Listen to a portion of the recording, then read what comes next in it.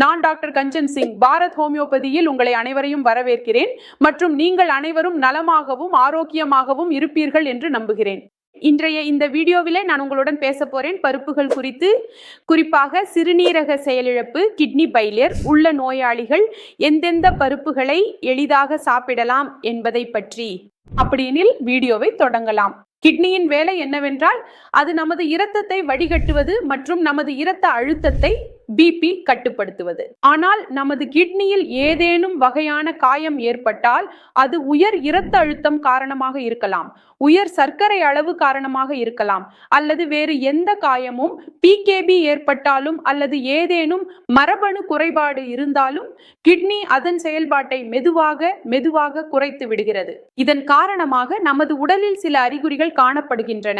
உதாரணமாக உடலில் வீக்கம் ஏற்படுவது, அதற்கு மேலாக பலவீனம் உணர்வது போன்றவை. இதற்கு மேலாக சிறுநீரில் நுரை காணப்படுவது, வாந்தி போல் உணர்வது அல்லது வாந்தி எடுப்பது போன்றவை.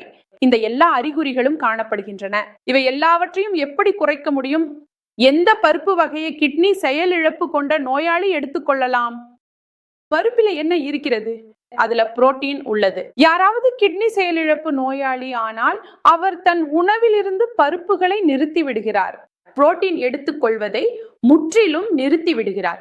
டாக்டர் சொன்னது என்னவென்றால், நீங்கள் குறைந்த அளவில் புரோட்டீன் எடுத்துக்கொள்ள வேண்டும். குறைந்தபட்சம் உங்கள் கிட்னி செயல்பாடு மேம்பட, அவற்றுக்கு அதிக சுமை வராமல் இருக்க.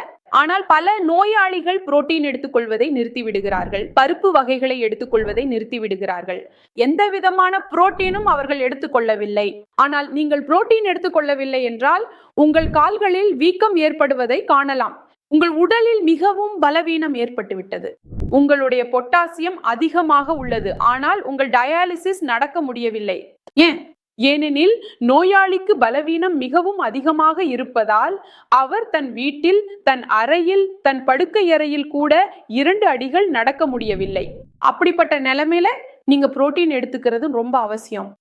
ஏனெனில் நம் உடல் முழுவதும் புரோட்டீனால் தான் ஆனது. புரோட்டீனுக்கு தேவை உள்ளது.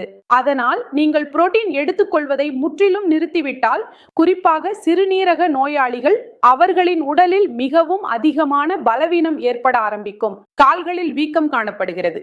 நோயாளி நடக்க முடியவில்லை.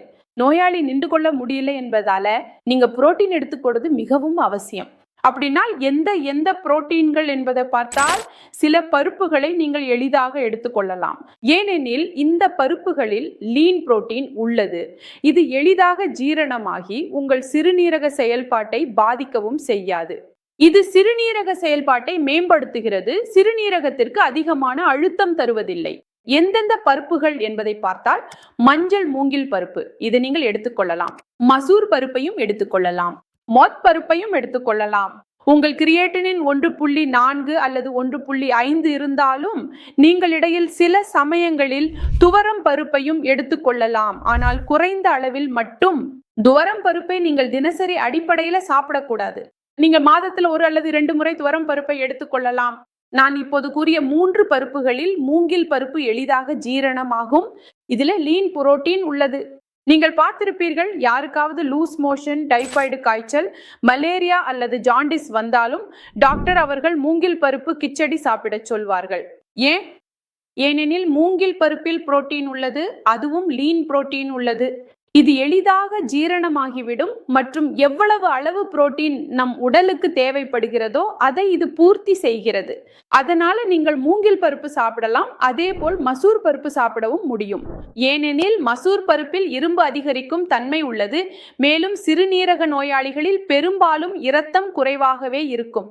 அதனால் இரத்த குறைபாடு பருப்பு சாப்பிடுவதால் முழுமையாக தீராது.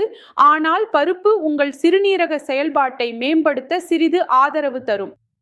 அப்போது சிறுநீரகம் உங்கள் செயல்பாட்டை மேம்படுத்தும் பொழுது அது என்ன செய்யும்?